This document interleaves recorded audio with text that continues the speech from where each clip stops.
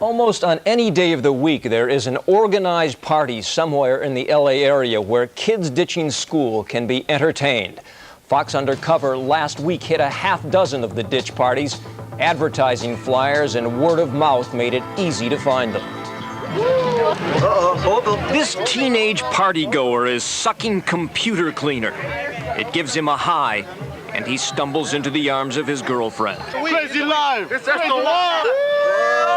Nearby, a more traditional buddy chugs a bottle of beer. Crazy life! And just inside, 200 teenagers pack into a rented storefront as the party goes wild. It is 10 o'clock in the morning in South Central Los Angeles. Most of these kids are under 18. They should be in school. But this is a ditch party, or DP. The DPs we throw, it's just like to have fun because we're bored of school. Most say they just come to dance and have a good time. Some smoke marijuana. Many pass around quart bottles of beer. No bullets and no gang. We raise kids and we just party, girls, and just trying to have fun, drink. Everyone is searched at the door, but a few still manage to slip in with weapons. I like that one because it's little. I can stick it in my bra. You never know. This party is thrown by a group called Crazy Life, a party crew. And when a fight breaks out around noon in the parking lot, the party is over. Sometimes they don't end like this. You got somebody in the crowd that is bad. So we cannot take it out on everybody. You get what I'm saying? But it doesn't matter. There is always another ditch party. More than ever, say the teenagers. Well, I don't know, schools like this seem like they don't care about nobody, so why should we care about them? Whatever. Unforgiven! On this Thursday morning last week, a group called Unforgiven throws a party in Koreatown. Dance partners, not school books, are what's important here, and the kids say it is easy to get away with. I'm getting credit for right now, and look at me, I'm at a ditching party! And no one makes excuses for the number of ditch parties they go to. 40, 50 a year? As many as possible. The same Thursday morning, we find another ditch party in South Central, but the kids come from all over. You can go to ditch parties nearly every day. Here it is the same routine. And Friday morning, it starts all over again. Dancing, drinking, and smoking dope. You see all the people having fun? What you do at school, man? Well, I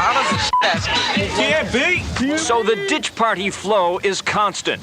Truant teens line up by the hundreds to pay a $2 to $5 entry fee. Promoters make a good profit.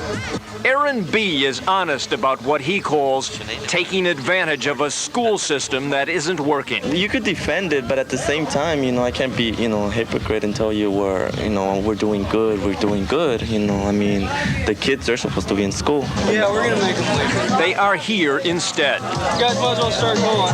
And police officers say they are constantly being called to break up the ditch parties. Let's go, people! People on the corner! 200 delinquent kids can be a major headache for cops, already deluged with more pressing crimes. The school, they don't have any clue that this is even going on. I think a lot of it has to do with the parents not knowing what their kids are doing, not knowing the activities that their kids are involved in.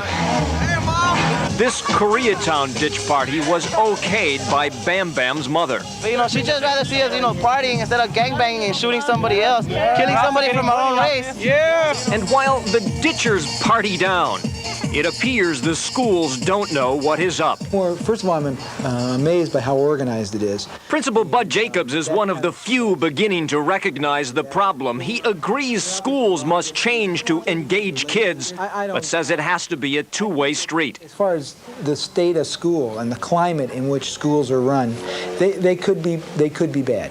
And I don't say they're as bad as kids say. I think kids use it as an excuse to avoid coming to school. Meanwhile, the parties seem permanently entrenched.